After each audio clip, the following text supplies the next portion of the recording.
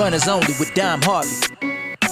Runners Only with Dom Harvey and ACT Party leader David Seymour. G'day. G'day, mate. How you going? Very well. Thank you very much for joining me on the podcast. Really appreciate it. Oh, no, great, thanks. And the first thing we need to discuss and tick off is your relationship with running. The podcast is called Runners Only. Yep. There is a running thread to it. What is your relationship with running? You like running? You hate running? You run it all? I run every 3 years. Which party do you run for? I voted for. If we're talking about that, you know, a lot of people. My late nana in particular, she was very secretive about who she voted for. Never shared it with anyone. I don't give a shit. I've voted National my entire life. Maybe that stems from. No one's perfect, I guess. But I did vote for ACT last time round, just because some people are improving. I voted for ACT last time round just because National was in. Judith Collins was the leader, and National was in disarray. But I do have a lot of. See, they just promoted her again. Judith Collins? Yeah. Have they? You have to vote for ACT again. Right. maybe a lot can happen in a year. So we are recording this. I'm not sure when this podcast is going to be released, but we're recording it in mid-January, the day after it was announced that Jacinda Ardern resigned as Prime Minister.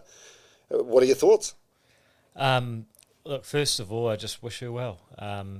Every time there's a high-profile resignation, there's all this rumour mill, and you know, I remember when John Key resigned, some of the rumours were just totally... Oh, everyone was saying he was having an affair with Melissa Lee, was it? No, but wow, I hadn't heard that one. But yeah, that's one of the better ones I've heard. But what did you heard, or you don't want to go there? Oh no, I couldn't possibly.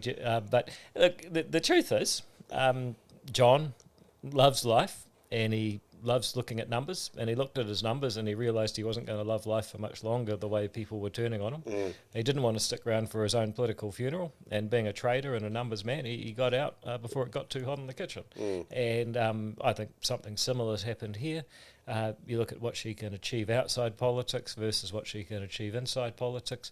Well, outside politics, and as she said herself, she wants to see her daughter go to school on her first day, and who could possibly hold that against her? Yeah.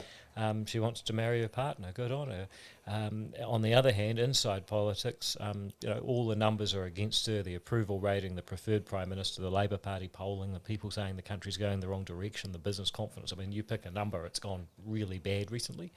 And even if she got a third term, she'd probably be in a coalition with really difficult people, not a single-party government anymore. And I can see her just saying, why? I mean, I know there has to be a Prime Minister, but why do I have to ruin my life? So good on her, and you know, obviously there's many things I disagree with Jacinda Ardern. That's why I lead a totally different political party. But good on her for, you know, giving it her best, having the best of intentions, and you know, I hope that she does well with her family and whatever. And I'm sure she will have an interesting job next as well. Yeah, no doubt, and probably earn a considerable amount more money, I'd imagine, in the private sector, if that's what she chose to do. Yeah, who knows? Jump on a couple of boards. Happy days. Yeah, who knows? I mean, how would you describe your relationship? Is there a relationship between you and her at all? Do you guys hate each other? Like if you hop into a lift and she's there, are you like sighing under your breath, like, oh God? No, I've never felt that way.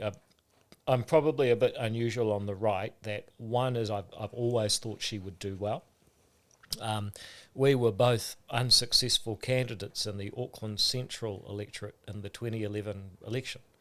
And so spending time with the other candidates backstage before the debates and stuff, I mean, some people are just dicks. I'll give you an example. Winston? Yep, he'd be one, but Colin, he doesn't usually bother showing up for the debates, but Colin Craig, I refused to physically touch him. I just knew he was a dick, and the way that he's pursued that poor ex-press secretary through the courts year after year, it turns out my basic instinct was right. That's right. Rachel McGregor. Yeah, he took her to the cleaners. Yeah, she should get an honorary damehood or something for what she's gone through with that idiot. But anyway, Jacinda, on the other hand, you know, her charisma, her warmth, all of that stuff is real. So I always thought she had an X factor and a real talent, and I've always personally liked her, even as she's been putting in place policies that I believe will take years, if not decades, to fully reverse their impacts. What do you think she'd say the same things about you? Or I reckon she hates you. Yeah, she may well do. She may do. I don't know. I think I think the difference is that she can sell and emote and do things better than I ever will be able to on the marketing side. My background is I'm an engineer. I like putting together policy. Charter schools actually worked. Cancelled for ideological reasons, assisted dying, end of life choice. That's a successful policy. And so my criticism of her was always not her intentions. I mean, who doesn't want to end child poverty and make New Zealand a kinder, gentler place?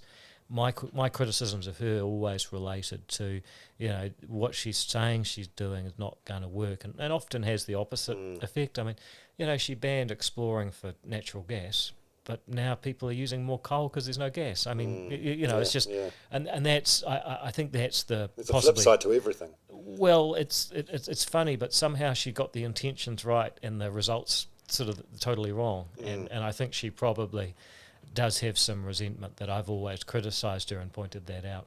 Yeah, and that sort of frustration on her part reached fever pitch towards the end of the political year last year, 2022, when she was caught on mic calling you, what was it, a smarmy prick?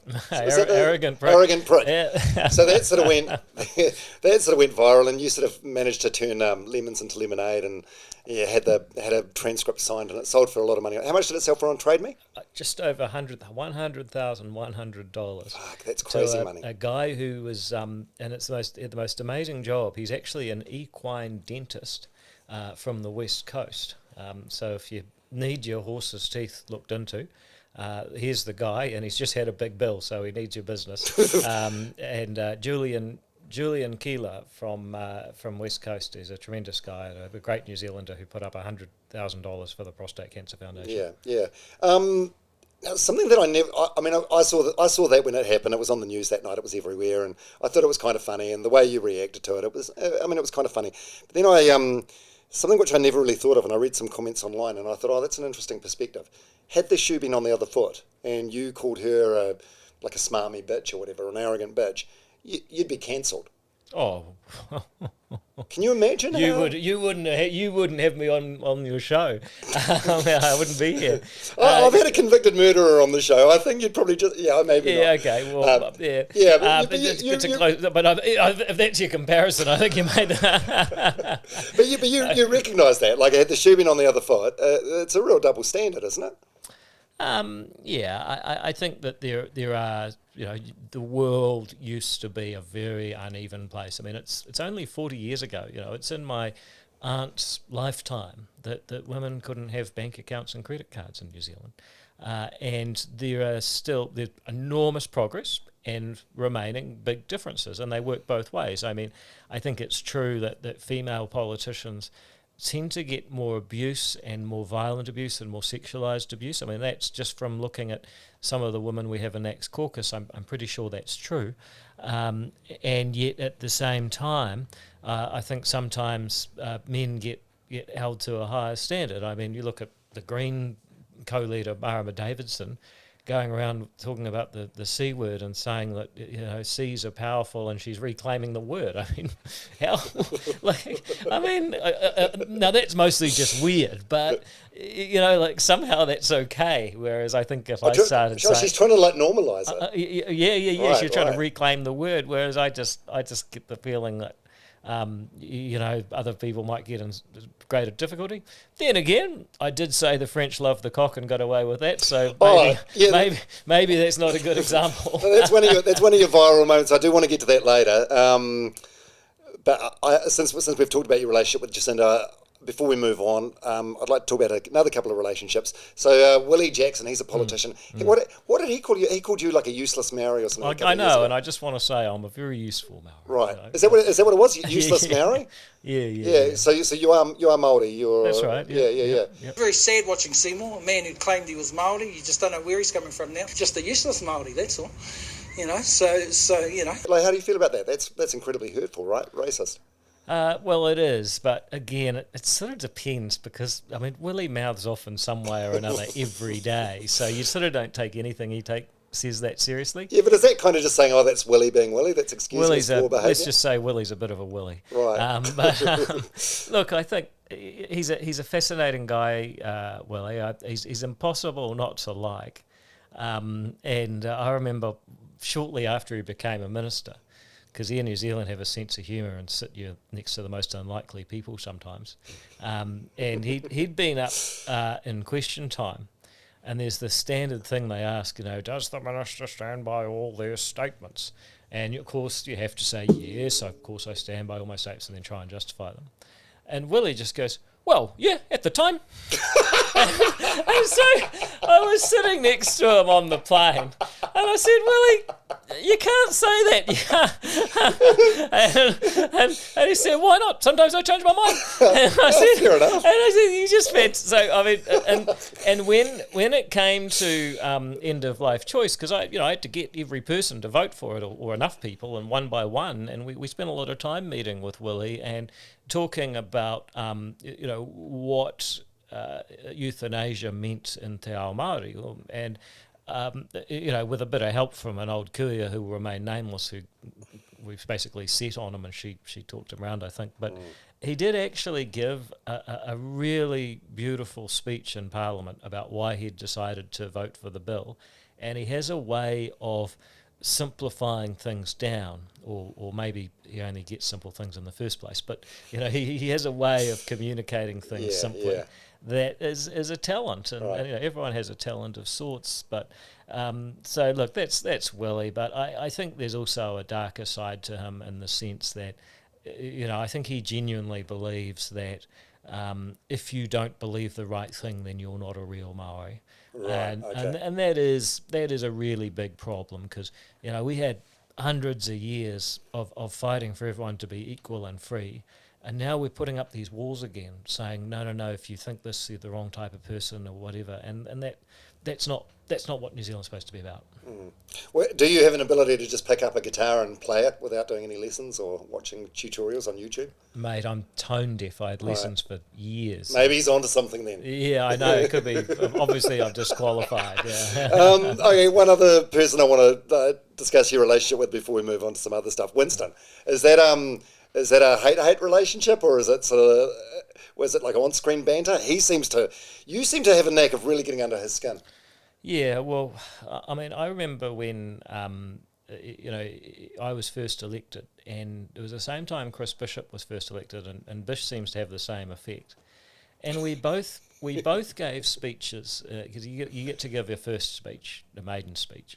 We both gave speeches saying, look, basically, while New Zealand's got some problems, we quite like the modern New Zealand. We think that New Zealand has turned out, pretty good. Yes, there's some things that have gone wrong, and yes, there were some things that were better in the old days, but on balance, it's a more open, a more tolerant, a richer, a more hopeful society than it's been for a long time. And people, I know people say, what about this and that, but I mean, honestly, ask anyone who was actually around in 1980 what this country was like and what it's like today, and which one would you want to live in. It's an easy thing. Yeah, for sure. And of course, we were giving those speeches, and his whole belief is that actually it would be better to go back 50 years. And I think to see, young people getting elected to Parliament saying, actually, you know what, you're the past now, you've lost the battle, and we're moving on, and there's not really... your politics doesn't really have anything to offer now, because people are happy with the way things are generally. Oh, it's called progression, isn't it? Yeah, and I think that's really broken him, because he wants to take us back to the good old days when it was great to be a white straight man with rugby, racing and beer, and New Zealand's his New Zealand doesn't exist anymore. Well, there's aspects of 1980 that were probably better than what they are now, but for the most part, probably not, right? I mean, I remember 1980. I was 7 at the time, and we moved to a new subdivision, and we didn't have fences with our neighbours, and we'd go wandering around, and Mum would basically lock us outside and say, "Go out and play," and we'd just play, and then she'd call out for us at dinner time. So there's aspects of that are simple in New Zealand, which is quite a beautiful thing, but you can't have some of that in. Yeah, I mean, I think you're talking about a very specific thing. Which is, well, no, it's really interesting because kids are objectively safer. Like the chance of something really bad happening to a kid now, there's never been a safer time. But people's perception is that it's really dangerous. And the funny thing is, because people are so scared for their kids, they protect them, and they actually are in greater danger because they haven't had independence. They haven't had to build resilience. So anyway, I think that's a very interesting example. Yeah, but it's against the trade. Yeah, and that's probably a good point. Now that I think back, Riverdale Primary School in Palmerston North, like we had like a jungle gym there, and it was a concrete pad underneath. You wouldn't have, it's a head injury waiting to happen, isn't it? Yeah, I mean, look, it's probably most kids were okay. There are a couple that weren't, but we don't talk about them. Yeah. So. Okay, so let's go all the way back. So you're born in Palmerston North. I'm from Palmerston North as well, and I've heard you make a very uncharitable joke that you were born, and as soon as you were able to walk, you left town. Well, Mean-spirited. I was about 18. I didn't say they were connected, but I was about 18 months. So, yeah. So then where you moved to Northland? Yeah. Yeah, and that's where you were sort of born and raised. I was born in Palmy, but my dad's family's from the Manawatu, Right. and my mum's family's from Northland. Okay. So we sort of bounced between the two. So it's you and two brothers. Yep. So Mark and Xander. Mark and Sander, and your mum and dad, were they remain together? Did they break up? They were till they practiced till death do us part. But unfortunately, my mum passed away 15 years ago this year. Yeah, so they were still together then. Yeah, they were certainly together at that point. Yeah. Yeah. Sorry to hear that. Yeah. So your relationship with your dad, I saw an article online, you took him to the Dudes concert a couple of years ago, and you had a name for it. You called it the Good Son Project. Oh, did I? Was that just a David Seymour joke? I didn't realise I'd said that publicly, but yeah. What is the Good Son Project? Now I hope he doesn't hear this. Now he'll think that I'm just doing just part of a project. I try and do dad appropriate stuff, and one thing we have in common. So he was in a band back in the day. Famous band or just like a pub band? I think they won Battle of the Bands. So right. What was the band called? I think it was called Freeway. Right. And various members sort of joined and separated and joined, and eventually part of it ended up being my sex. So wow. Yeah, so they were sort of a couple of steps removed. It's sort of like being, Princess Beatrice or something. You're a few steps away, but almost royalty. Yeah. And so it's good to see. The Dudes was just absolutely stunning to see.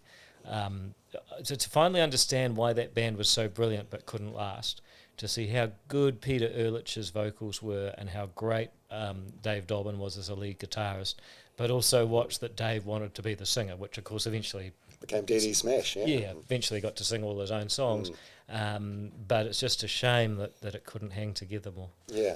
For longer. That felt like a political. It was a lovely answer and a great chance to reminisce about My Sex and the Dudes, but it felt like a distraction to the Good Son Project. Well, which I'm trying not to publicise because it'll undermine. When I read that, can I let you know what I think it means? What's that? I feel like you're so busy and maybe you haven't spent as much time with your dad as what you think you should, and you realise he's not getting any younger, so you need to make a conscious effort to do some things with him. We're going to the hot rod and classic car day up at Kumu this weekend. So there you go. It's another instalment. But Dad, it's not part of a project. I really do want to do it. But you try and do like one thing a month. Is it once every quarter? I know you're a busy guy. Closer to quarter, to be honest. But it's a pretty wild schedule. And how's he been? Has he found another partner or anything? Yeah, he has. But I try not to bring my family too much into. I'm the one that shows a public life rather than them. So, okay. Yeah. Is that shutting this line of questioning down? Because the stuff about you want to talk about your mum or? Oh, sure. Okay, so your mum Victoria, incredible woman. So she was one of the last kids in the Western world to have polio. That's true. Yeah. So what did that mean exactly? Like, what did that look like? Well, so one of the most extraordinary things that's happened in New Zealand history is when the Salk vaccine arrived by aeroplane, and people who knew the horror of polio, children with wasted limbs getting put into iron lungs and terrible epidemic, like nothing, what we've seen with COVID is just nothing compared to the horror of that. And people who had experienced it, that they were so desperate for the vaccine, they actually went out on, because there was not much airport security then. People actually went out onto the runway to try and get it straight off the plane. When was this? Like 1906? Well, this was 1956, Right. in September of that year. She was born in April of that year, and I might not have this entirely right, but what I've pieced together is that she was supposed to get the vaccine at 6 months, but they didn't have it in Dargaville, in Te Kaupuru Hospital, where she was born. And so as a result, she missed out on getting the vaccine. And so after that, I mean, the Salk vaccine just wiped polio out from New Zealand, so she was one of the last to get it. And it meant a few things. I mean, it meant that, she was told that she wouldn't run, that she wouldn't be on this podcast, she wouldn't walk, that she wouldn't have children, she wouldn't drive, she wouldn't, go to university, she wouldn't work. Because you got to remember the attitudes to people with a disability was different. Completely different. They were sort of hidden from mainstream society, weren't they? Yeah, like now, if someone is living with a disability, you really try and help if you can. But then it was almost like you're sort of, because you're not able, you're letting the side down. Totally different treatment. And so that's a really, a good thing in a way that it's changed, but that's what she faced then.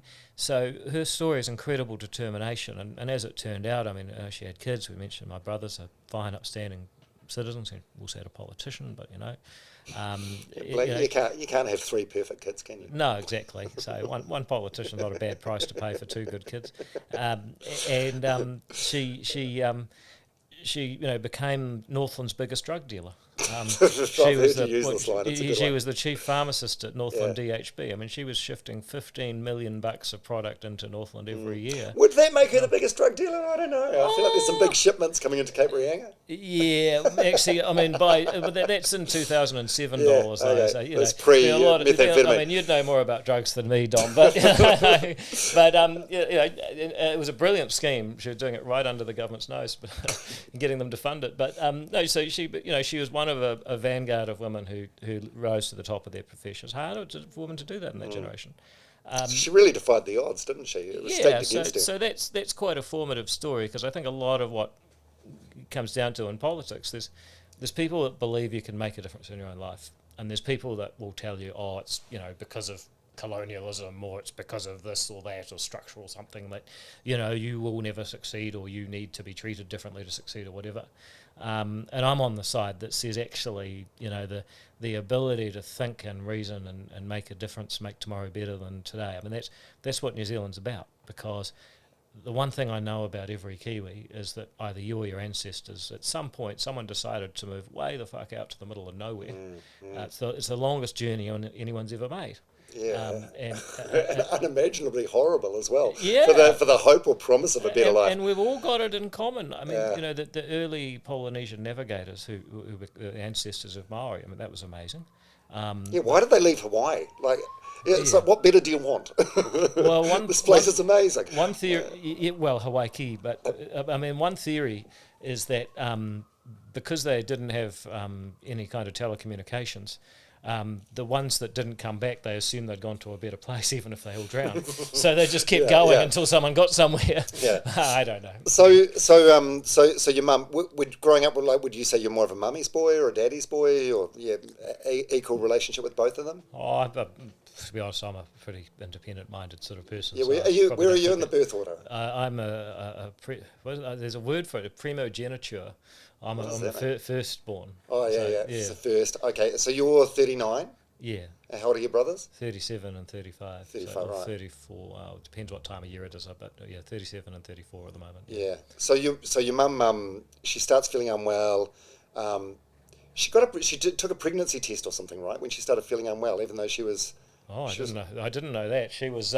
She was 50 at the time. She was 50, so that's a bit hopeful. I think this stems back to her her drug background. So she took a pregnancy test and it gave her like a false positive. How do I know this and you don't? I have heard this story. I'm trying to work out where you heard it. But I think I read it somewhere. I did a lot of research, and she tested positive, so she knew she wasn't actually pregnant. No, I think that story is true because she knew there was some other marker that it would trigger. So there was some sort of logic there. So not the way most people would use pregnancy tests, but In any event, yeah, she had cancer, and it gradually spread and then ended up spreading much more rapidly than anyone expected. Lifestyle related or just bad luck, bad genes?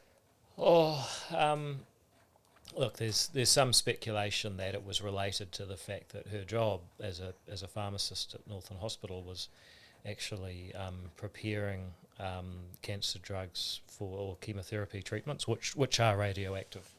But look, that's a theory that some people have shared. I don't want to blame anyone at the Northland DHB for that being the case, but that's the closest to a theory other than just total randomness. Yeah. So so how old are you at the time? You're like 20, early 20s. So So you just finished your university degrees. Yeah. So I just graduated uni. I would have been 23. So can you remember that moment where you got the news? I can actually, because I was I had a mate who decided to go and work down in Queenstown, and it hadn't really been all it was cracked up to be. So I flew down there and we drove back up. So I was actually on a phone booth in Hokitika, just because remember this was that's aging it, yeah, pre-cell phone, 2006. Yeah, well you could still, kids, you could go to a TARDIS. You could go to a box. Look, forget it. There were phones that didn't move. Long time ago. So no, I do remember that. So you phoned her from the. She can't phone you in a phone box. So you phone home. Why did you phone home? Just for a check-in? Oh, E.T. No idea. Not sure about the reason, but anyway, that was the conversation. Wow. And was it terminal at that stage, or were they quite hopeful of finding a way out of it? I mean, she seems like a result. Yeah. She fought polio and she defied all the odds. Yeah, well, as you say, I mean, she read her own test results because she was heavily involved in oncology at the hospital. So as she said, she read her results and she knew it was a death sentence. She said, it's pretty bad.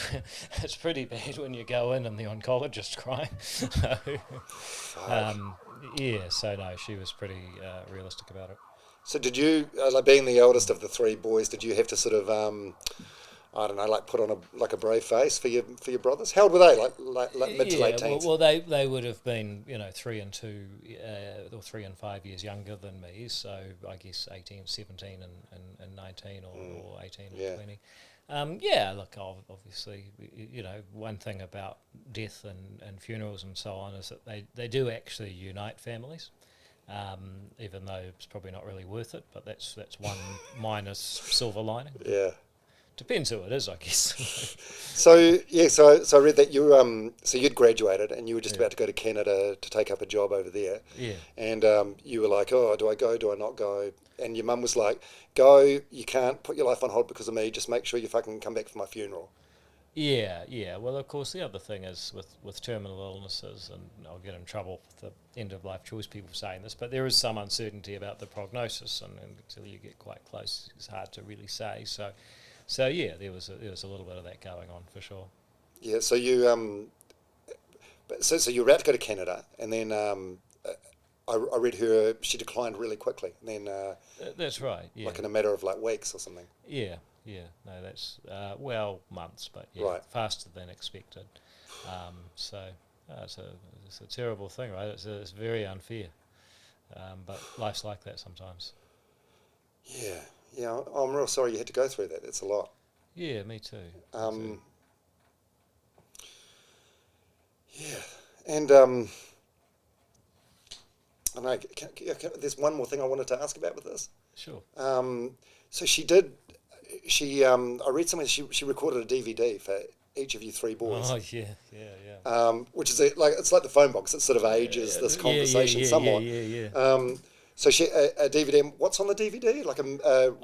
Apparently, it's a message to my future partner. So I've heard that DVDs don't keep that well. So I better find someone relatively soon. I think that the DVDs keep well, but finding a player will be the difficult thing. So.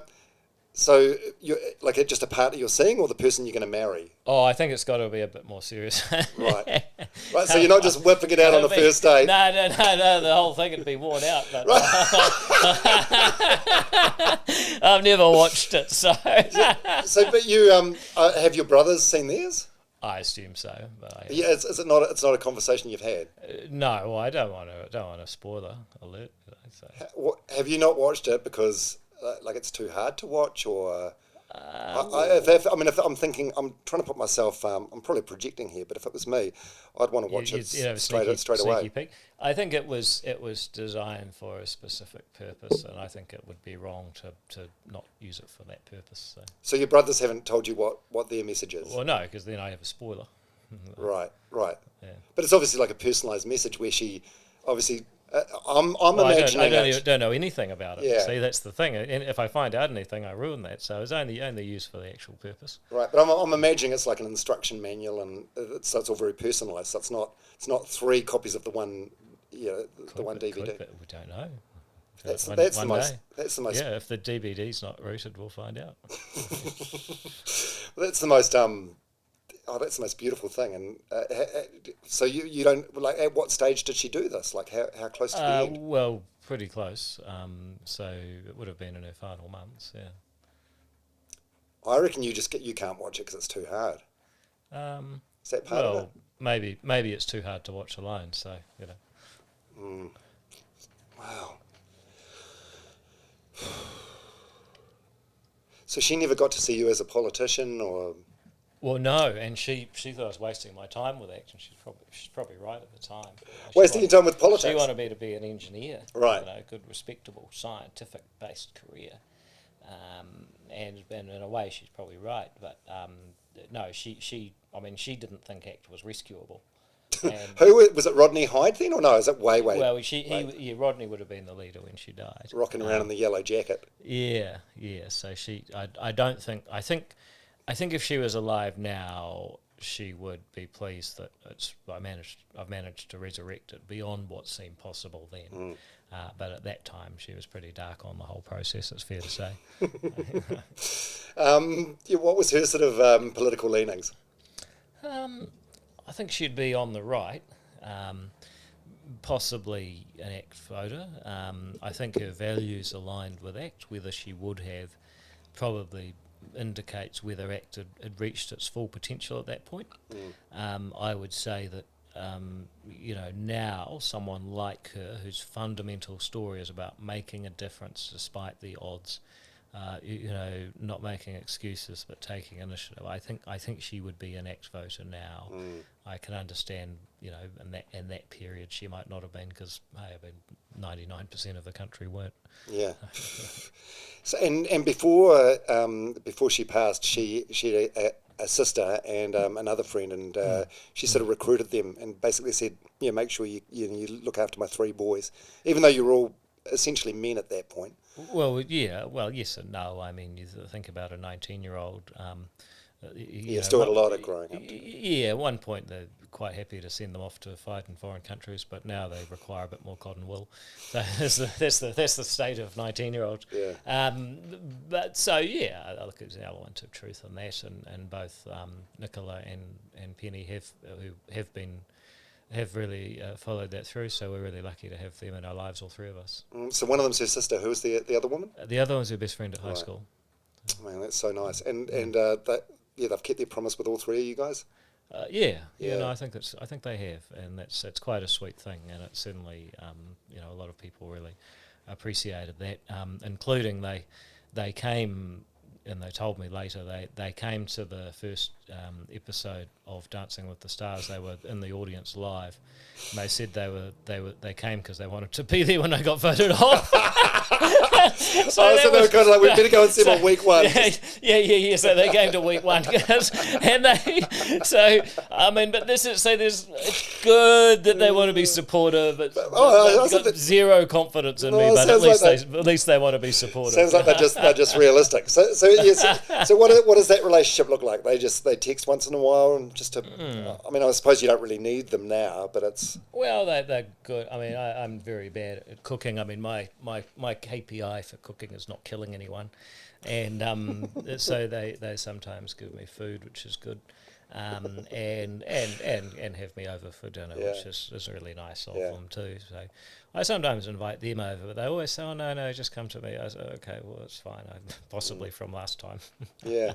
So when do you miss your mum the most these days? Is it things like election night and when the right to die bill came through, which was like your sort of child? Is it occasions like that? What is it? Well, it's a shame that she didn't get to see that. You know, what I was choosing to do that she didn't support worked out better than she thought. So that's a real shame. And some of those events, you know, are probably good examples. But I think it's more just that you don't have someone to talk to, and I think everyone that loses someone thinks this. You know, it'd be nice to have a person to talk to about whatever at different times, and they're not particularly, you know, special times. They're just any kinds of time that things are happening. You wish you could talk to someone, so, or a particular person. Yeah. Oh, thanks for being so open about that. No, it's okay. Oh, one thing I overlooked. In your past life, you were like a telephone counsellor for Kidsline or Youthline or something. Yeah. When was this? Like a university job or? No. So Kidsline was an amazing service. They started it back in '88, and the concept was that they would take callers who were sort of 7 to 13, and then they would train up people they call buddies, so technically not counsellors, but buddies who were 6th and 7th formers, which translates to year 12 or 13. So they'd take about 80 buddies out of high schools nearby, and then they'd take us away on camps and do training and, you know, words that connect and how to ask open question versus closed questions. And basically you'd go and do a shift for 2 hours after school, and there'd be maybe half a dozen phones. And paid job or volunteer? Volunteer, yeah. Right. And kids would ring up and say, you know, I'm being bullied, and you'd say, okay, well, and then you'd sort of have a strategy of letting them talk about it, and then suggesting, like, what's your favourite subject, because your favourite subject is usually your favourite teacher who you're most likely to talk to, and try and get them to rehearse a conversation and go through and, you know, find support or, you know, rationalise their problem or whatever. So it was a really neat thing, because the people that did it as volunteers were fantastic, and quite a few of them remain really close friends. I was talking to one this morning, actually. And the other part of it was that it gave a lot of skills. And the funny thing about... To you personally? The funny thing is, politicians are known for talking, but if you actually think about the job of being a representative, so in Epsom I represent about 70,000 people, and there's one of me. So really, you should be doing 70,000 times more listening than talking. Now, obviously, that's not possible, but we'd need 20 years for every 1 day of talking. But putting that aside, but putting that aside, how long have you been in politics? You would have yet to have your first talking day. I wouldn't be able to say anything. People would be like, "Well, we keep telling him stuff, but we have no idea." Oh, like Seymour was a shit podcast guest. Didn't even speak. Yeah, exactly. Just listened. Yeah, but in any case, so those were actually really useful skills. So it was a very cool charity, and the real tragedy of it, when I did Dancing with the Stars, I actually gave all the fees and money raised by the techs and all that. I gave all that to Kidsline, and then a year later it wound up. And part of the problem, and the funny thing is, it's probably never been needed more than now. Yeah, and it goes back to the thing we were saying a bit earlier. Part of the reason was that under health and safety rules, they felt it was unfair to expose young people to other young people's problems because they might not be able to handle it. And so that's part of the. I mean, it's not. There were various issues. A big issue was texting, so kids didn't want to talk on the phone, which kind of screwed the whole thing. But part of the issue was that they couldn't actually get the 6th and 7th formers to be the counsellors because they had a duty of care to keep them safe. So it's okay that kids who are 10 are so screwed up they don't know what to say or who to call or who to talk to. But our laws and our regulations are so crazy now that you couldn't. It's actually illegal for kids to help other kids. Insane. That is dumb. How is it different to like the school system where you have a seventh former that gets paired up with like a third former or whatever, like some sort of school buddy system? Well, in that instance, each boss has got to make their own decision. In that case, the principal would have to decide if they were being a good person conducting a business undertaking. But anyway, so you did that. Do you find it ironic now that you're in one of the work environments that's most rife with bullying around? Politics, it's a nasty business, eh? It doesn't have to be. Yeah, but it just is. Yeah, I don't really understand it. I've had an odd introduction to politics that I started off, it was just me for 6 years. So I got the opportunity to start a clean slate. And when we got 10 MPs and a chief executive of a big bank said to me, it's going to be bloody difficult, I said, mate, tell me you wouldn't take the chance to wipe a clean slate and start the culture of your bank all over again. And they said, actually, yeah, okay, fair enough, that's a good point. So we've done a whole lot of stuff. Like, for example, Parliament is a rabbit warren, and it has all these offices in pairs, a big office and a little office, one MP, one staff member. And that staff member has to do everything for you. But they don't have the range of skills that you need. There's social media, logistics, communication. They don't have all those skills. So as a result, you're dependent on this one person. It's a scary and unfamiliar environment, and they take it out on the one person in the rabbit warren, in their chamber of the rabbit warren. I said that's nuts. So ours is open plan. So you can't be bullying someone because 20 people would see you doing it. Now, why in the parliamentary service or the parliamentary bureaucracy are now trying to copy our model and shop it to our competitors, because that's just what bureaucrats do. But there's innovations you can make that change that. And then we said, well, rather than one MP employing one person, we said, well, 10 MPs are going to employ 20 people, so that you've got 5 different teams with different skills that you can go to. So you've got multiple relationships. So we've just done things that you can innovate, you can change these things. Right. Yeah. Now let's talk about some of the viral stuff. First of all, do you do your own? The ACT account and your account is full of good. You do good memes. Yeah. Is that you, or is it a social media person? And some of them are my ideas. Right. Some of them aren't. But the way that it works is that we get a good group of people. We create a good environment where good people want to work, and then we make them happy working there. And some of the best stuff just happens, like stuff just emerges out of unexpected circumstances. And so there's no magic. We don't pay a person with amazing skills to specifically do that. We don't sort of say these are your KPIs. If you try and make it a good place to be, good people come, people have good ideas, and then it just sort of happens organically. So, and that's why I say, you say it's a place of terrible bullying. It doesn't have to be. Yeah, no. I suppose I was meaning rather than behind the scenes, more politician to politician. Yeah. I think of Winston Peters. Like he's said some terribly nasty things about you and others over the years.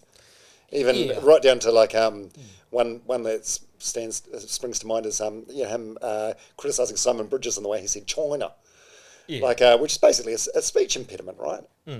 Yeah, but then I just look at the numbers, and there's no politician in New Zealand that has a more negative image, and the polling is shit. If I had those numbers, I'd get another job. You mentioned the cock thing before. Yeah. So this was when John Key was looking at changing the flag, and the call was to have the Fern on there. And can you remember what you said? Well, yeah, because I was and remain a red peaker. I mean, we should have had red peak as our flag. It was much better designed. I thought the Kiwi with the laser eyes. Well, okay, you're like, yes, ideally that one. But if we couldn't have that one, then it would have to be red peak. And, but I also was doing the thing, which I think is a bit naff, but a lot of politicians used to do it, where they have the silver fern on their lapel. Mm-hmm. So then some journo asked me, well, how can you support red peak? You clearly like the silver fern because you're wearing one. And I said, yeah, well, look, the French love the cock, but, doesn't mean they've got a rooster on their flag.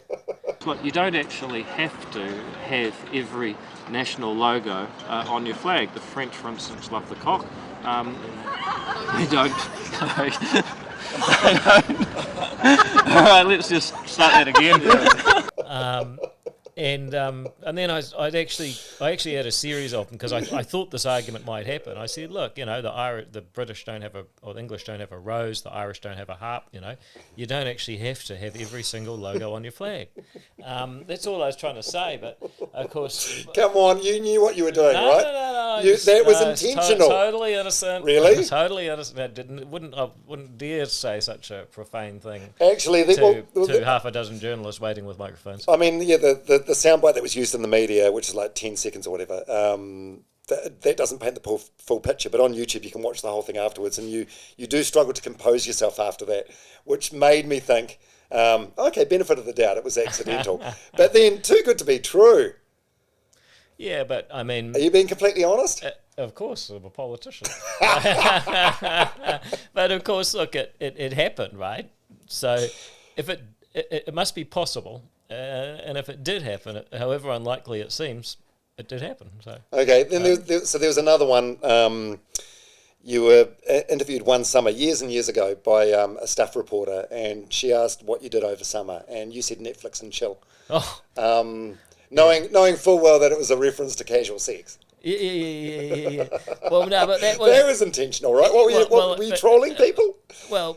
It was, but she was. It was a pretty boring interview, and she was asking, "What do you, good old Joe Moyes. She's a good journo actually, but she just boring this day. Yeah. So, well, in that interview she was, but she's trying to ask all these, "What do you do for your summer?" And I'm like, to be honest, everyone wants to know all these questions about Paul. What do you do for your summer? I'm just like, well, I don't know, like. If you go and get a mechanic, you just want them to fix their car. You're not like, oh, do you like boogie boarding? I was like, who cares, But if you're a politician, you have to tell them that too. And lastly, what's your summer must-read, must-listen or must-watch? Yeah, I can't. Just say Netflix and chill. You can't put that. Yeah, because most people have no idea. But I didn't realise she was recording it and she put the audio on. So what can you say? But you know what you're doing. I reckon you know what you're doing. It's calculated. Yeah. There's a degree of calculation to it, surely. I think there's a degree of. Sometimes you just got to have a bit of fun. Yeah. Is that what happened with the Miley? There was a Miley Cyrus thing as well. Like you were asked in an interview someone you really admire, and I suppose people were expecting you to say I don't know, like Obama or Churchill or someone, but you said Miley Cyrus, and then went into a big explanation about what she's been through and how she is as a performer, and that was trolling, right? Well, there's a few I've done where the explanation was made out of song titles. I don't know if it was one of those. But I did actually walk into a Miley Cyrus party while I was door knocking. What's a Miley Cyrus party? Well, I don't really know, to be honest, but they were all dressed as her. What phase Miley were they dressed as? I don't. Well, this was about 2015. Not the wrecking ball phase, right? When she was naked. I think she was into the wrecking. Well, no, they weren't naked. Not much. But, So not really sure, to be honest. I think that Miley Cyrus is someone I can admire because she's good at her job. I mean, her job is to get out, get publicity, and most importantly, sell records. And she's smashed so many records, or broken so many records at selling records at such a young age. I think you've got to admire someone on top of their game like that. And then there was this may have been pre all these things, an awkward series of like Facebook videos where you started each of them by saying hi, and someone turned that into a montage because your hi was exactly the same in all of them. Same inflection, same delivery, same. No. That was all. And this was. We didn't know what we were doing. So, what happened was this is when I first started standing. It was all one video, and when I first started standing in 2014. It was all one video. It wasn't like a montage. Yeah. But in 2017 election, our campaign team took it off YouTube, so it's hard to get a copy now. But. I found a thing on YouTube yesterday. Someone's turned it into like a 12-minute montage. Oh, wow. So it's you saying hi over and over again for 12 minutes. Oh, my God. Yeah, so what was the story behind that? So I had a mate in Canada who was running for the Conservative Party up there. And I saw he had made a video of, this is who I am and what I do. So I thought I should make a video like that.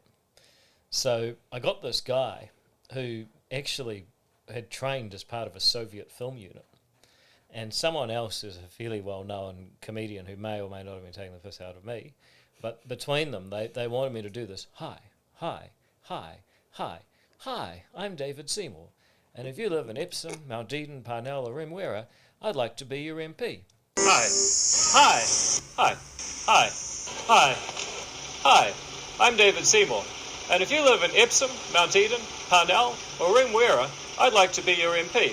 So I think it's only fair I should introduce myself. Anyway, so we made this video, and the editing was just out there, man. Like, it was like sort of Soviet avant-garde type, crazy, communist art. And then the comedian's sort of take on it was pretty amazing. And the thing got like 50,000 views. In fact, I thought the first thing I realised it was going viral, someone sent me a text saying, it doesn't matter what, we still love you and support you. And I thought, what the fuck have you been drinking? So anyway, then I found out this thing was going absolutely nuts. And, 50,000 views on YouTube in 2014, because there's inflation is everywhere, including on the internet. So those were huge numbers back then in New Zealand. So it was but it was actually a fantastic thing, because it wasn't intended to be funny, it just was. And of course, it got me huge exposure, because the tweeting classes, journalists and politics all saw this and thought it was all hilarious, the latest act thing. So they all came and spent time with me campaigning in Epsom. So you couldn't have dreamed of it better, but none of it was intentional. So are you sort of from the school that like any publicity is good publicity? Like, it's better that people are talking about you than not, in terms of these things? I think of a few politicians that have disproven that theory. Look, I think the thing is, like... No, but when it, I suppose what I mean is, like, you can think of like David Benson Pope back in the day, poking tennis balls in people's mouths. But something like this, where people are laughing at you rather than with you. Yeah. Well, look, the way I look at it, some of the best advice I ever got was from a comms guy in Canada when I worked up there, and he said, look, because of the internet, you can't pretend anymore, because the information. The cycle is so short, the information travels so fast that, you will be found out. So just be authentic. I have a terrible memory, so I don't pretend to do anything. I don't tell any lies, because if you tell lies, you got to remember what you said. So it is, and the world's everything's bloody hard and complicated enough. So I just come back to a few basic principles that basically I'm here to try and shift, activity out of the government column and into, business and civil society, families and clubs and charities and people trying to help each other voluntarily. That's good. People in business trying to make a product people want at a price they can afford. That's good. Government, there's some stuff government can do, but not as much as it's trying right now. It's a pretty simple mission, right? Yeah. That way you don't have to remember a lot, and that suits me. Now's probably a good time to move on to Dancing with the Stars. Oh, always a good time. Do you regret that, or no? No regrets. Is that another thing like these viral clips that was good? An example of any publicity to a degree is good publicity? Let me just start. I just say one thing that that I think is probably like, if I could just tell you one thing I've learned from nearly 9 years in Parliament that you wouldn't have thought, is that none of it is as orchestrated or complicated or clever as people think. Like, people think there must be amazing people like pulling the strings and it's all part of some grand plan. And you get these people saying, the World Economic Forum are controlling everybody. And I'm like, look, mate, I've got good news and bad news. The good news is the government's not capable of participating in a global conspiracy. The bad news is they're not very good at health education or building roads either. So most of it is just people winging it, and it's true, and this is what life is like. I mean, when you're a kid, you think your parents are amazing, and then you start to get a few doubts, and then you think, at least your teachers know what you're talking about. And if you've ever gone back and met one of your teachers, some of them are very impressive, but some of them are like, Jesus Christ, you were in charge of my learning for a whole year. It's amazing I got here. And then you think, politicians in Parliament, they must know what they're doing. I mean, look how much they get paid, and they're in charge, and they vote, and they go on TV. I mean, they must know what they're doing. And then you get there and you're like, far out, I'm just glad we still have running water. But then you think, oh, well, the ministers, the most senior ones, they must know. But no. And then I used to think that about the Prime Minister, but then Jacinda became the Prime Minister. I thought, far out, you just need to be good at Instagram. So, and it's the same with the media. I mean, you think, oh, these must be really intelligent people, committed to the truth, really great at processing information. And actually, most of them are just kids that like to gossip at high school, and now they do it for a living. So that's your reality. The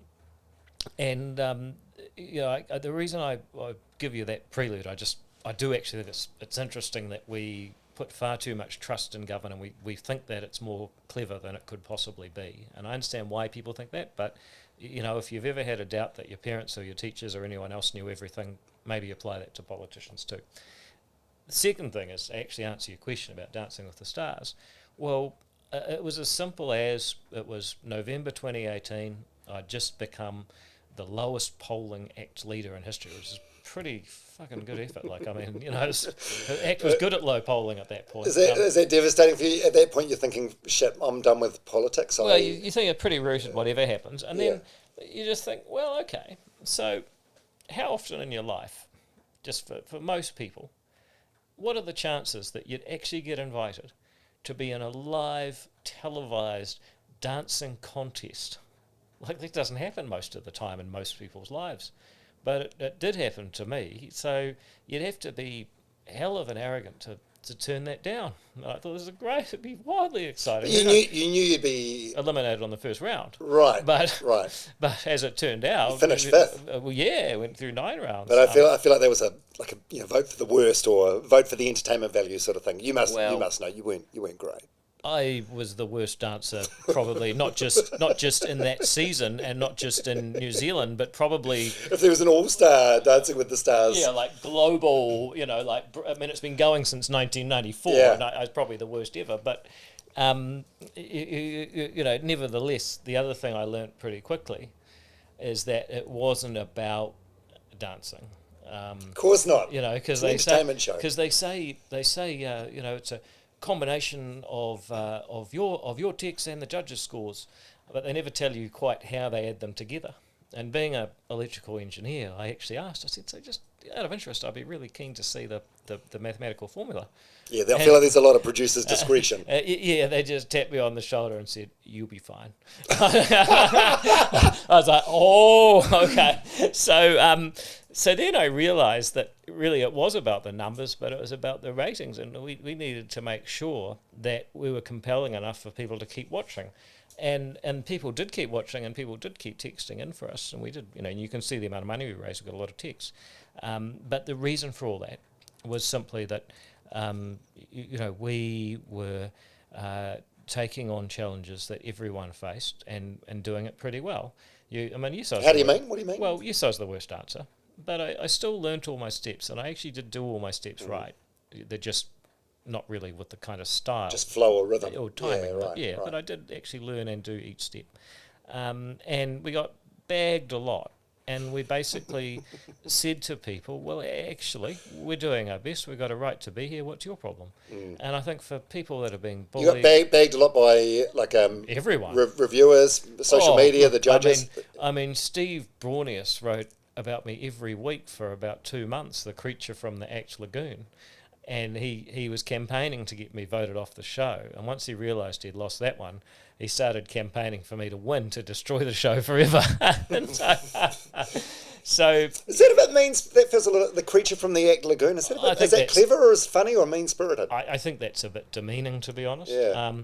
So we faced all that, but as we said to people, look, this is, the people are being bullied in a variety of contexts, at their work and their school, or when their friendships or their relationship, whatever. We said to all these people, actually, you know what, we get that too, and we just dust ourselves off and carry on, because everyone's got a right to be them and to do their best. And I think that's what it was really about. It was about character and adversity. So once we figured that out, it was actually the dancing was still hard, but the rest of it was pretty easy. And I was just lucky. I had an amazing partner. Amelia. Amelia. Yeah, that's right. Yeah, I'm going to a She- wedding. Oh, next are you? month. Next Are you? month. You're still yeah. in touch. Well, she invited me to a wedding, so yeah. She must have been like when the dancers find out who they're paired with, and you do the first promo. She must have been like, for fuck's sake. She told me that. Yeah, well, it sort of helped because it helped her get time off work because her boss didn't think she'd be gone What very is she? long. She's a teacher. Yeah. No. She apparently all the dancers were like, "Look, I hope we don't get that guy." But as it Because they get paid week by week, so they obviously want to be paired with a dancer that's going to go. unless they got me, then they just didn't care about the pay anyway. They wanted to get voted off. But no, but as it turned out, it became a very powerful alliance. And she was the only person, I think. I mean, there's a lot of good pro dancers there, but she was the only one with the strength and conviction to make that work. So it was lucky. We were both lucky in that sense, and it worked out really well. Was she frustrated with you early on? You've obviously got a real close friendship now, and it ended up pretty well, finishing fifth. But early on. Yeah, I mean... I'm guessing you wouldn't have been as available as some of the other people. It's like my ex-wife Yeah. JJ did, and my ex-co-host Clint Randall, he did, and they were dancing like 7 or 8 hours a day. Yeah, Put I mean... crazy time into when it. In my season, the only me, Chris Harris, who's a legend really, but Harry, he actually had a job, and I obviously had a job. But most people, no disrespect to radio hosts, they had 3 hours on air and some prep, but they weren't but maybe 5 days a week, but they weren't doing a job that's often 24/7 and fitting in their practices. So that's Okay, that was a bit of a stab to my former well, yeah. But I mean, so look, there was it was well worth doing in the end. And the other thing it did for me is it made me really positive about New Zealand because, people say there's tall poppy, and I think there is a dark underbelly to this country. But we also showed that if you just broke through the barrier, if you be yourself and back yourself, then actually people do want that and they will back you. And that was pretty cool. It really changed my view of New Zealand for the better. Yeah. Do you think tall poppy is still a big issue here? Totally. Yeah. 100%. It's the biggest problem we face. It's terrible. Is it just a Kiwi thing or an Australasian thing, or is it a universal thing? Aussies are totally different. I mean, the Aussie. I mean, there's a lot of things I dislike about and obviously, and I just before I say this, I say, look, there's some complete arsehole Kiwis and there's some wonderful Aussies and vice versa. But if you just take the sort of average stereotype, there's some things to really dislike about the Australian version of that. I mean, the attitude to race, for instance, is just 20 years behind us at any given time.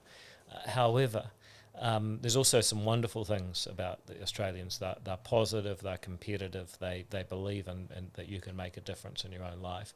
And that's, I think, part of the reason that they're dramatically wealthier. There's other reasons too, but I think that attitude does actually help. So, and you see it when New Zealanders try and do business over there. It's bloody difficult. I mean, Michael Hill's done it, good on him, legend.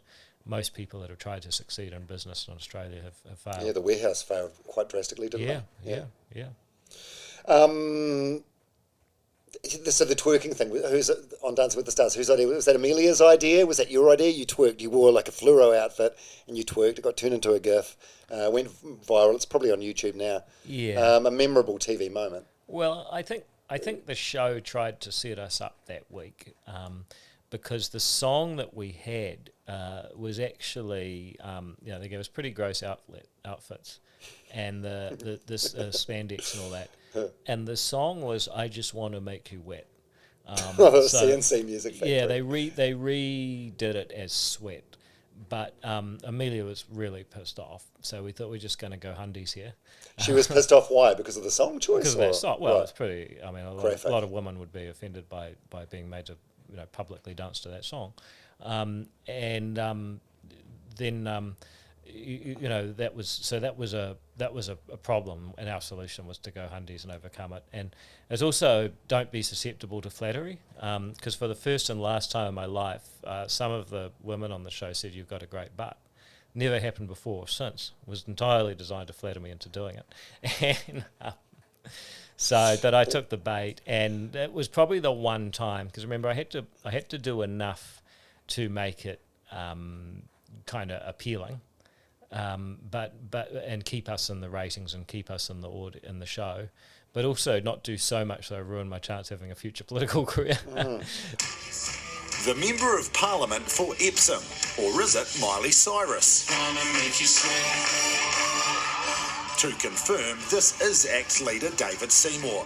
Last night, deep in his latest Dancing with the Stars routine, one heavy on twerking, a racy dance move made famous by singer Miley Cyrus. You know, the rules of the competition say they give you an outfit and a song and a style of dance, and off you go. And I think we did a pretty good job keeping it classy under the circumstances. Well, it's like we were talking about before, to a point where no publicity is bad publicity. It probably did you a lot of good, really? That was probably the one time that maybe just went further than I really needed to. And you regret it? Yeah, look, I mean, I wouldn't say I regret it. I'd say that's a bit strong. I'd say in a perfect world, we probably would have pulled back from that.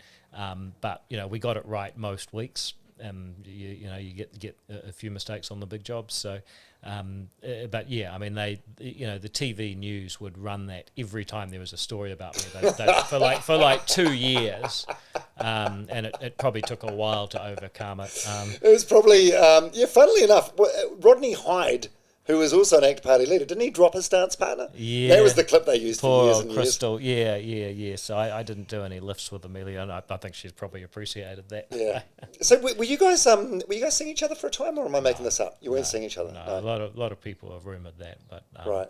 And you can understand. Didn't you have a holiday? I thought you went to Fiji or something afterwards. We did go away, but separate bureaus. Yeah, exactly. And people easily. I think if you haven't danced, then people say, woo, but actually it's just, you have to be close, not just physically, but emotionally, because it's you two against the world. So for like 3 months, you sort of fight the world together. And most of the time, the distance between you is about 5 millimeters.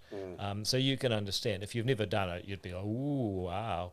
But of course, if you have danced, you know that it's just part of the game. If you're in a relationship, you'd have to have a very trusting partner, wouldn't you, at home? Because it could be, I mean, that'd be hard. Like, imagine you're married and your wife, your hypothetical wife's got a friend saying, "Oh God, what about David?" And it'd have to be very, very tough, I think, for married couples. Yeah. Potentially, I don't know. I guess there's been. But was there sexual chemistry with you guys like early on, and then that sort of evaporates when you get to know each other and?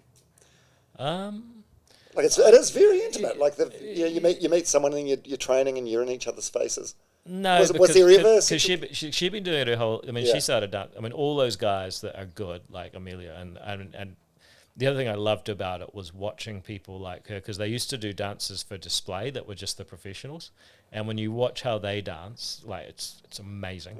So they learn a routine so quickly as well. Oh yeah, because it's all just for them. It's just a bunch of modules that they've got down pat, right? So they've all been doing it since they're 6. So to them, it's just business as usual.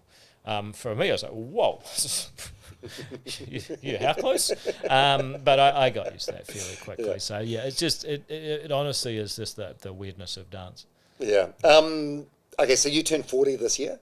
Yeah. Well, no, I refuse to acknowledge that. No, I do. Yeah, middle of this year. And you've been the ACT leader for 5 years now. How's the next 10 years? Oh God, no, longer than that. So since I was 31. Oh, so like 9 years. Yeah. 8.5, 9 years. So what are your absolute goals in politics? Like, what are your aspirations? You want to be ideally have a Winston situation and end up like deputy prime minister this election? Definitely not, because the first thing you say is what position or what title do you want? I'm not interested in a position or title. I mean, anyone that thinks being like a bigwig in the government of New Zealand is just delusional. And I think part of the reason I think that is, I lived in North America, I lived in Canada for 5 years. There's like 60 states and provinces that are around the same size, sometimes much bigger than New Zealand. And they all have a government. And like, if you meet someone and you're like, yeah, I'm like from the government of Colorado, I'm really cool, you just be like, no, you're not, you're a dickhead. Well, New Zealand, I mean, Colorado's got 5 million people, New Zealand's got 5 million people, you're still a dickhead, right? So it's not about that. But the doors that it could open afterwards from holding one of those high positions. Maybe, but I don't know. I haven't had a political career and tried to find a job, but I guess if someone's hiring you for your name or your title, what are you going to do? The best advice I've talked to people about, what do you do if you leave politics? Because eventually I will. I'm not a lifer. And they said, look, the best advice I got from a chief executive of a big firm, he said, look, you've got to make sure you're in the scrum. Actually doing some work. Don't waltz on eggs. You got a title, so I don't believe in that. I believe in being in the scrum. The second thing is so that's not the answer to your question. Let me tell you what is. Couple of things I want. One is I want to turn ACT into a going concern, and by I mean a party bigger than me that will outlast me, so I can retire and go home, cast my vote, and vote for a party that believes in personal freedom. That believes in free markets and free minds. I'm a capitalist, but I'm also tolerant. I'm not interested in having the government, chase around pregnant women trying to stop them having abortions. I'm not interested in a government that tries to regulate what you can say. I'm not interested in a government that tries to impose one person's values on another. That's all crap in my mind. But I'm also not interested in a government that tries to regulate and take all your money, because I've seen how politicians use your money, and I think they should have a lot less. Now, it's very rare that there's a party like that, but I want to turn, ACT is that party, and I want to make it outlive me so I have someone to vote for the rest of my life. So that's number one. Number two, before my own time comes, and it will, unless you're Saddam Hussein, well, actually, even he sticky in, but your time will come by your own choosing, or look, you don't get to choose in politics. Yeah. You hope so, and some people do, but you just don't know what will happen. So the other thing is, there's a few policy things. I think education probably first and foremost. I don't think that we are transferring enough knowledge from one generation to the next to maintain first world status. Kids coming out of school now, and this is, measured objectively, know and can do far less in reading and writing and maths and science than kids coming out of school in the year 2000. How everything is, we're used to everything getting better, and this is really not good. And I talk to people who, just had kids, thinking about they're going to go to school, kids, people who've got kids at school, grandparents, basically anyone who's vaguely related to a kid at school is really worried, and so are a lot of teachers. So we've got to get our respect back for the teaching profession. And I think, without going to a policy debate, basically government needs to start saying these are the non-negotiables that kids need to achieve, and then stop all the bureaucracy and the meddling and say, look, we're actually going to have respect for teachers and principals and give them the flexibility to go and achieve it. That's, in a nutshell, what needs to happen. And that's hard, because you're up against a big bureaucracy who will try and outwit and outsmart you. But that's roughly what we did with charter schools, and I see more of that theme. And I think it's the most important thing we can do for 30 years' time. So New Zealand in 2053. What's the thing this year that we'll wish we did? And that is make sure that we have the most educated population, because then every other problem we face, and who knows what the problems will be in 2053, people are well educated, we can deal with it. So that's education for me, that's a big thing. I think also, we have to have another mini revolution around the way that we make laws and regulate. Too many people spend too much time waiting for permission to be able to do stuff. I met a young person recently. She's a dentist. She's starting her own clinic. She's learning about business. She's hiring people. She's working out, who to hire, who to trust, how it all works. But the problems that she's had, even just getting permission to remove a chimney from the, because this brick chimney is like New Zealand's history. Like, if this goes, we won't know who we are anymore. And it's just bullshit, right? It's unbelievable. It's funny. It's like when you go to Europe and you see churches over there, and you're like, oh, the cathedral in Christchurch isn't even that old. They must come down here and think, you preserve that shit? Like, really? That's not even it's not just historic places and stuff, and that's an issue. But it's people, like, you're trying to get financial advice. The poorest people can't get financial advice, because to be a financial advisor, you've got to jump through so many hoops. So what's worse? Poor people getting occasionally dodgy financial advice, or poor people having no rung on that ladder to a better financial future. And I give you examples of building houses, getting financial advice, running schools, running daycares. Everyone is tied up in rules and regulations, and it's not making us wealthier. It's keeping a lot of people in jobs, enforcing all this crap, but it's holding us back. And I'm quite keen to do some serious change right down at the ground level of how government makes rules and regulations. Because right now, every politician just says, when in doubt, make a rule, you're off scot-free. Politicians need to be held accountable for making bad rules, and that's another policy topic we won't go further into. But Jeez, I just looked at the clock. We've been going for an hour and a quarter. I told your press person that would be an hour. Are you okay for time? Yeah. Okay. No, it's Friday afternoon, and we can't lose another Prime Minister this week, so it's all good. What's your relationship like with alcohol at the moment? There's another clip that went a little bit viral of you on election night last time. Oh, champagne on election night. It was the biggest night ever for ACT, so you did have cause to celebrate, but you seemed a little tipsy and slurry, and it came out afterwards that you'd been alcohol-free for a couple of years or something, and you had 2 champagnes and they went to your head.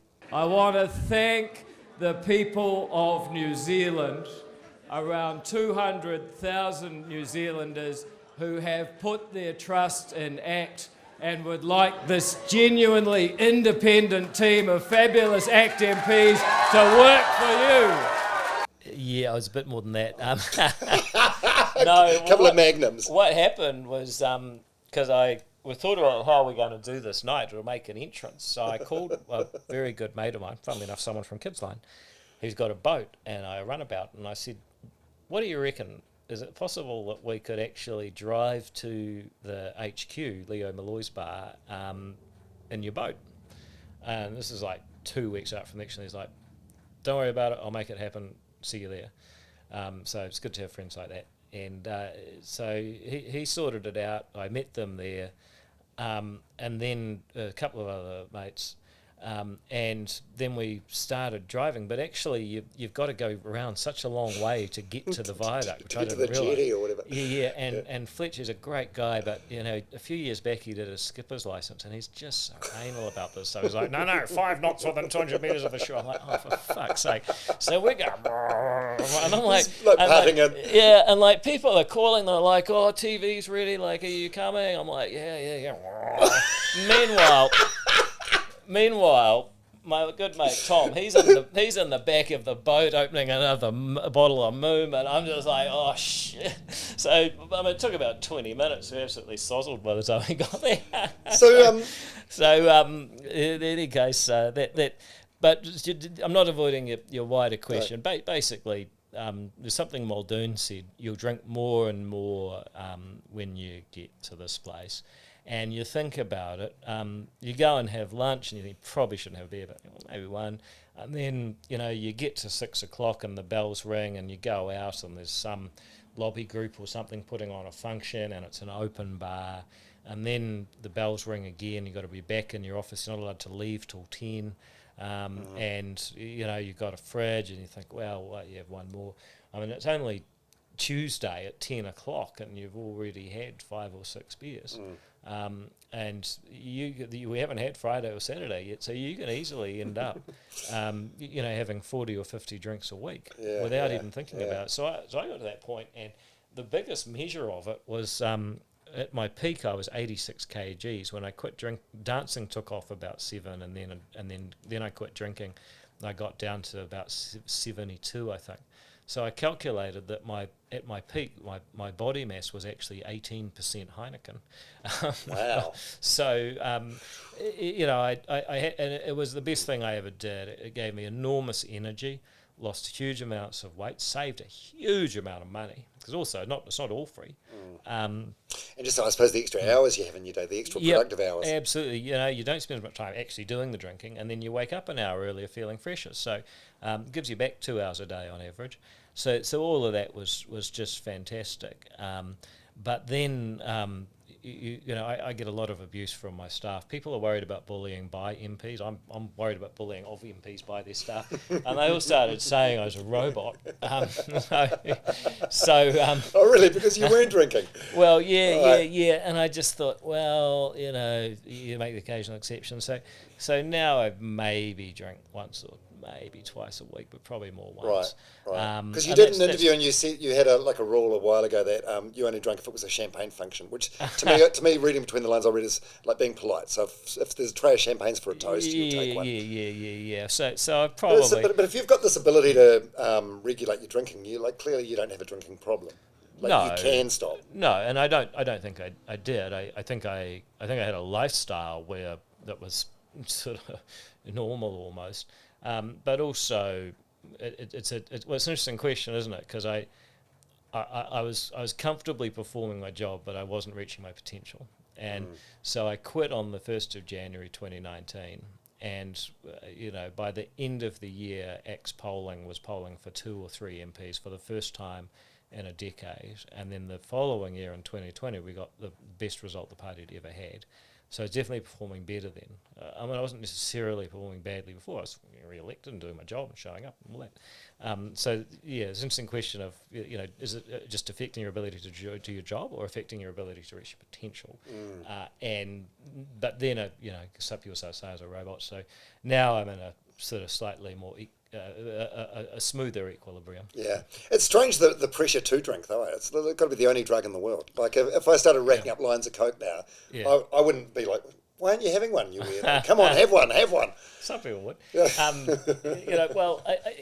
Although I got to say, I think it's interesting that the drinking culture is just improved. And this is another one of these things. If you look at the amount of binge drinking and the amount of alcohol that people consume in New Zealand, it has been falling off a cliff for 40 years. Even as there's been more advertising, even as there's been more product choice, people are getting more sophisticated and more thoughtful, and the breweries and vintners or whatever are having to sell more interesting products instead of just competing on price and volume. So it's a great example of how in a free society we get to a better place than we used to. And all these idiots, Alcohol Health Watch, they're a bunch of muppets. They don't know anything, but they're and Chloe Swarbrick's got this bill to ban alcohol advertising, but not from the America's Cup because she's from Auckland Central, which is outrageous. It's actually a really good example of what happens in a free society. And when I first quit at the start of 2019, I go up to people and ask if I could have any non-alcoholic beer, and they looked at me like I'd just gone up and said, I'd like to try and learn how to put my own dick in my ear. Can you not do that? Oh well, not on cold days anyway. But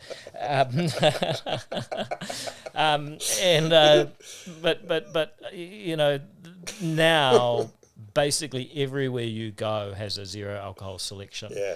And I was at a supermarket the other day. They've got a whole aisle of zero alcohol, a whole sort of shelf of alcohol-free drinks. So I just look, the way the culture's evolving is fantastic. Yeah, and the zero beers, they actually taste quite good now. They've really sort of like perfected the recipe. Oh yeah, Heineken Zero is very good. Some of the others are a bit syrupy or a bit watery, but yeah, Heineken Zero is great. And how's your mental health been over the years? Have you been mostly good for you? It's an interesting question again because I didn't really have a reference frame. And some people will be able to relate to this, that they're in such an unusual position. Because, how should you feel being the, first person to enter Parliament by themselves in several decades? There's no template for that. So, certainly there were some really, really tough times, especially after the 2017 election. Tough times in terms of what? Like loneliness or...? Well, it's difficult when you have a bad result because you sort of lose every argument because he would just say, "Oh, well, yeah, but no one voted for you." So, and the thing is, they're right. Like it's like a public comeback. It's like a public record, and you can't say, "Oh, well, I wasn't trying to get votes," because what the fuck were you doing? That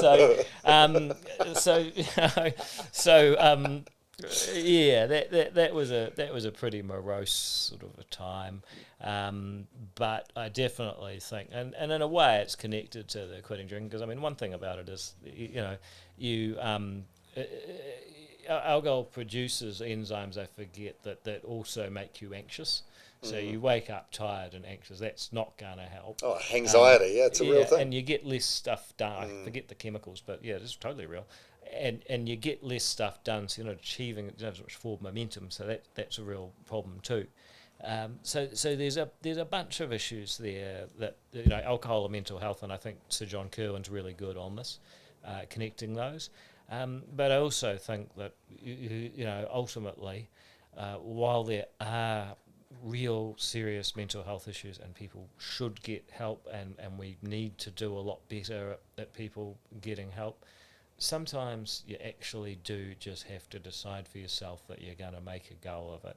Because one of the things that I've seen, being involved in Kidsline or Lifeline and around that scene and seen a few people involved in it, is that, there's always a danger that it starts to take on its own momentum.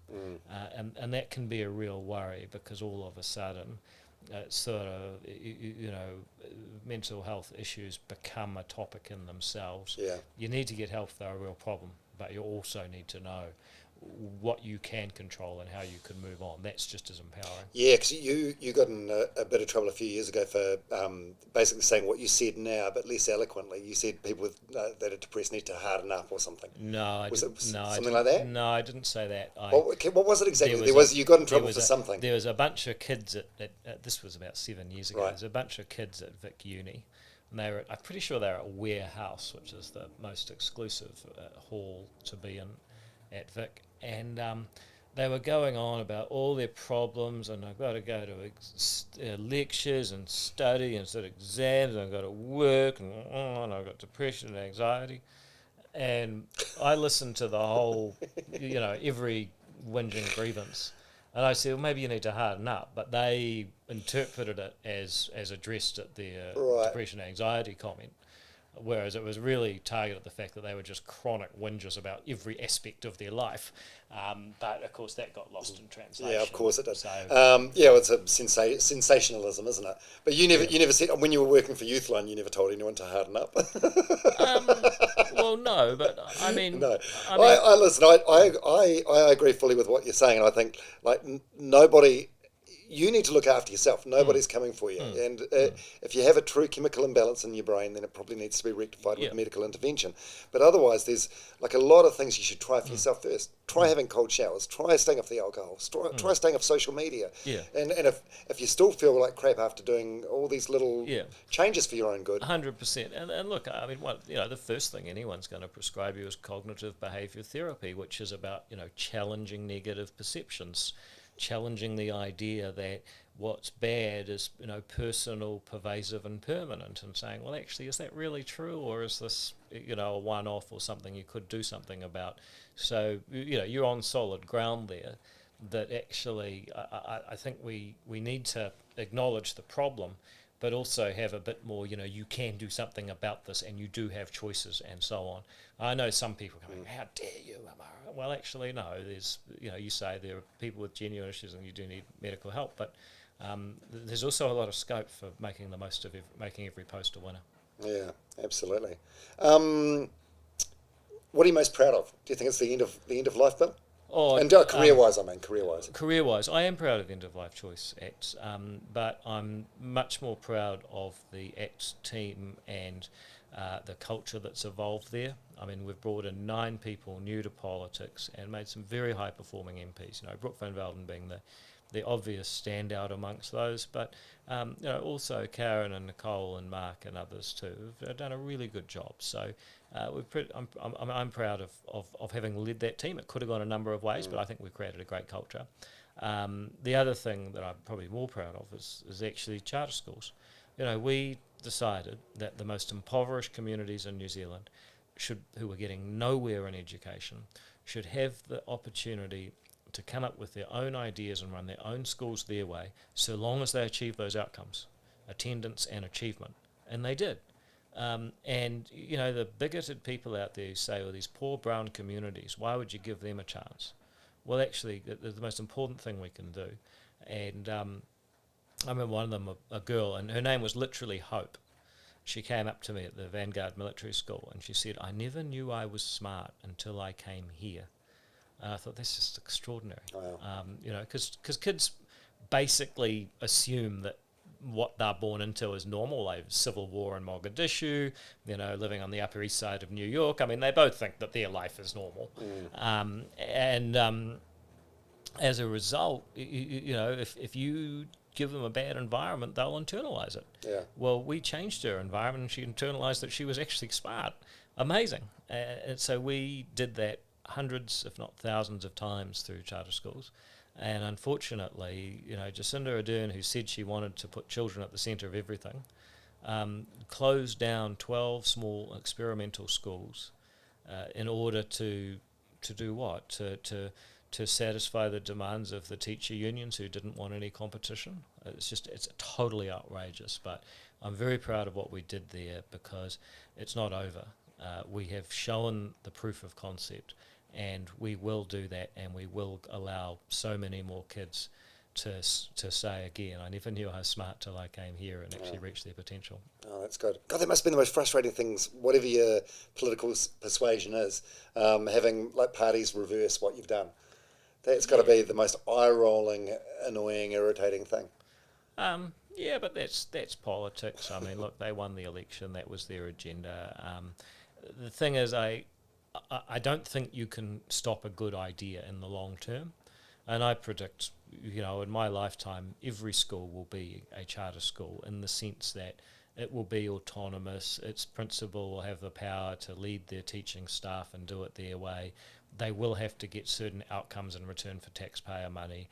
People with new ideas will be able to start new ones. Ones that lose all their students will lose all their funding and be taken over and run better. Sooner or later, those ideas will come to pass because we just can't afford to do what we're doing now. It's just destroying kids' potential. Yeah. Well, Einstein had a quote, the definition of madness is doing the same thing over and over and expecting a different result. So you need to try something different, don't you? Yeah, he was smart. So Yeah. One thing I've learned from doing this podcast a year now is that everyone's carrying around their own load. Everyone's carrying around like a bag of shit, and it's just how big the bag of shit is. What is it for you? Regrets, guilt, shame? What is it? What's the load that you're carrying around? Oh, I hadn't really thought about that. There's probably a lot of opponents that would like to answer this on your behalf. But maybe just in life or work or general. No, nothing to speak of.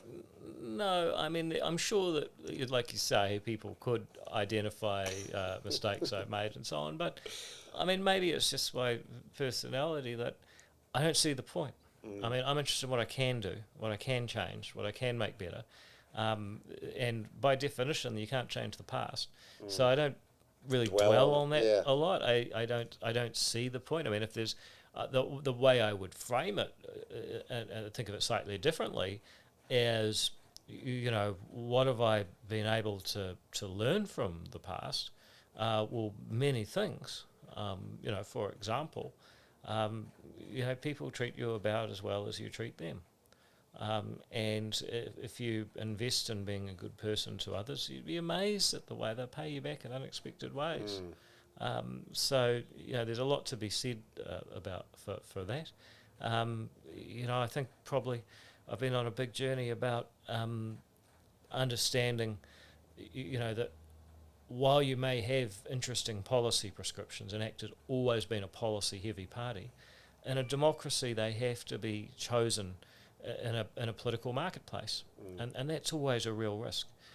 Is that people won't choose your policies if you don't meet the market and chunk them down in a way that is deserving of people's attention. Sure, and that's why we didn't do very well for the first 3 or 4 years, because we had the engineering department was going gangbusters, but the sales department wasn't so good.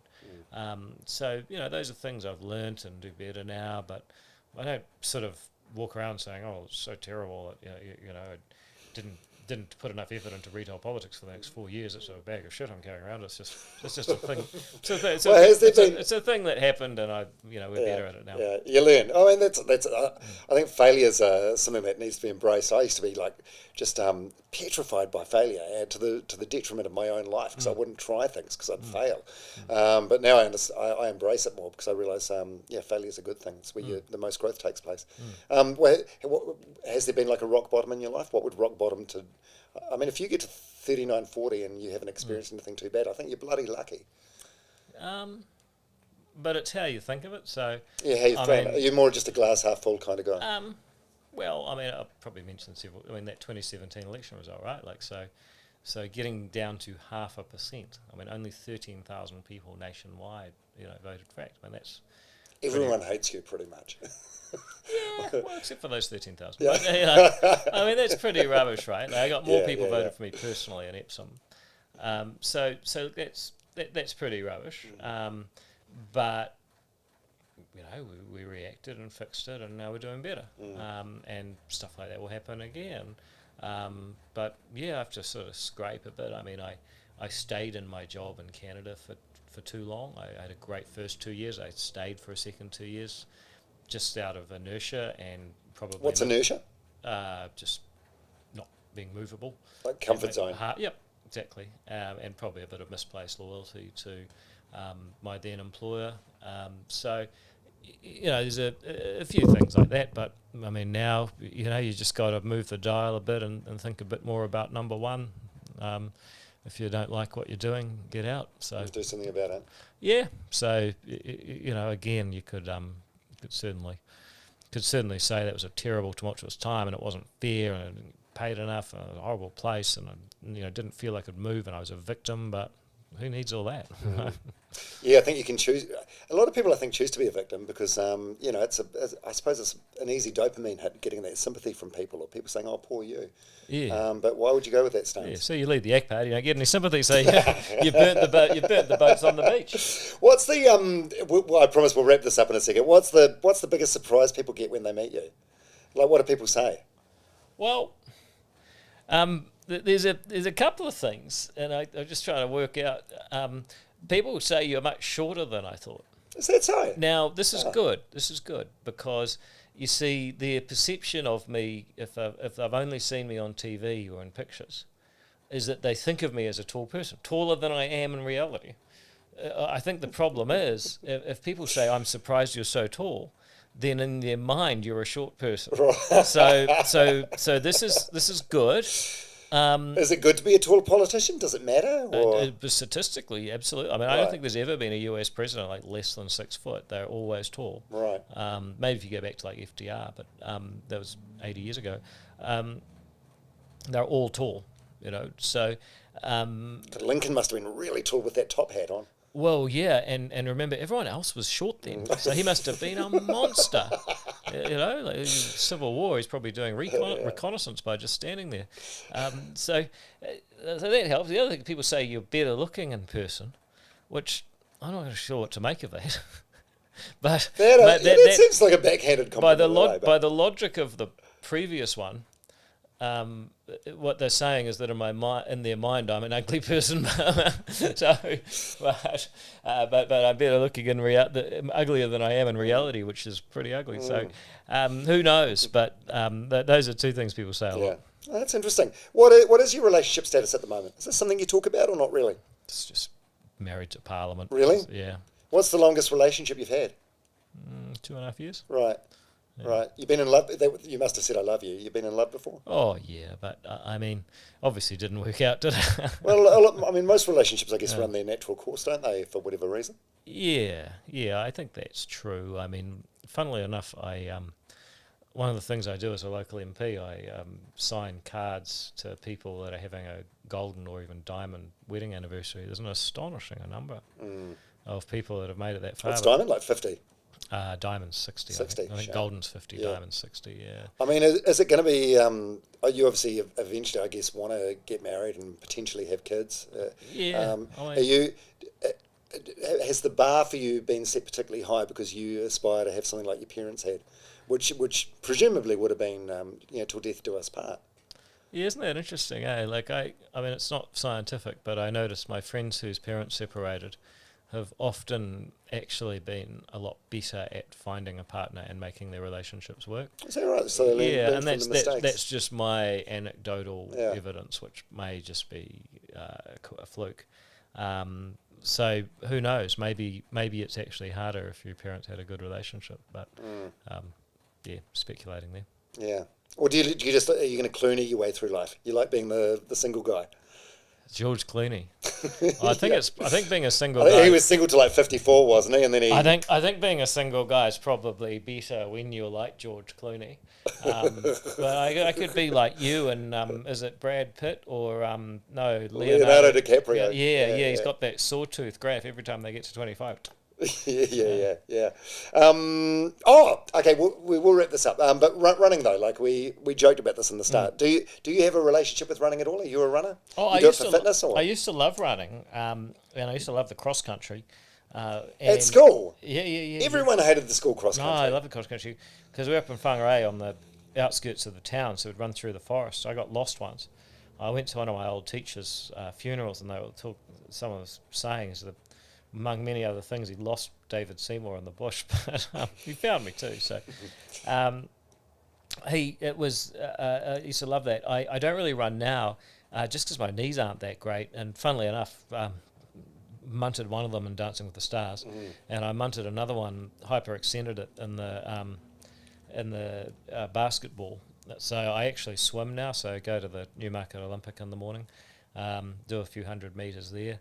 And I'm terrible at it, but this is great. And sometimes people say, I could help you with your technique. I say, no, I'm doing it for exercise. You make me more efficient, I'll have to swim further to get the same exercise. So that's a good way. So is that all you do? You don't go to the gym or anything? Because you look like you're in pretty good shape. You just got a good diet, and you obviously don't drink too much. Yeah, I when I was in 6th and 7th form, I was obsessively gym bunny. I used to sometimes go to the gym twice a day. I was taking creatine before anyone knew what it would do, and I got up. I mean, I could bench over 100 kgs, even though I weighed under 70. So I actually had a pretty good run. You know, back then I don't know if I've got any muscle memory, but that was the last time I did any exercise anyway, aside from swimming. All right, and so it's an election year this year. What do you think is going to happen? Crystal ball gazing. Is Christopher Luxon and National going to win now? I mean, anything can happen in a political year, can't it? But I can guarantee you, after the last couple of years, no one party will win. Right. So no, Christopher Luxon and National will not alone win the election. No party will. I think the odds on are, right now, speaking to you on 20th of January, Active National, have a clear lead in the polls and clear momentum in the polls, but politics just changes so quickly. So you have a new Labour leader. We don't know how they'll perform. Chris himself, he's done okay so far, but he hasn't really gone through a campaign. It's his first campaign, so he could do very well. He could do not so well. He might just sort of about where he is now. Don't really know.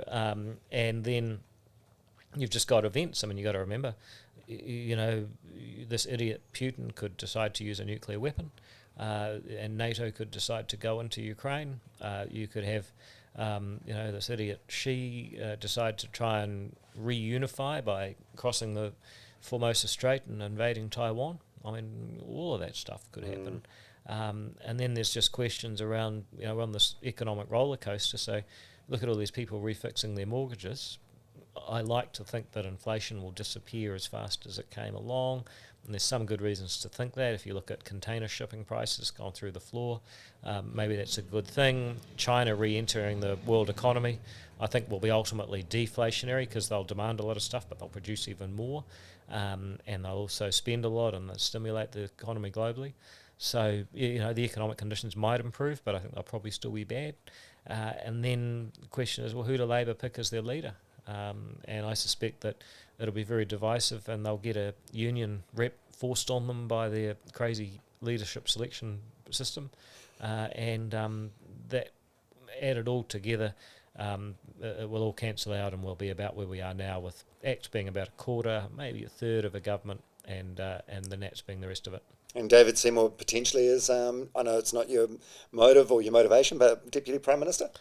Yeah, I mean, look, we've said we'll take the position if the policies are right. But, smart people, when they go for a job, they ask, well, what will I be able to do in this job? That's the question. And if, the job is basically you get the title, but the National Party won't agree to the kinds of policies we think New Zealand needs, then why become a salesperson for your opponents? So that all remains to be seen.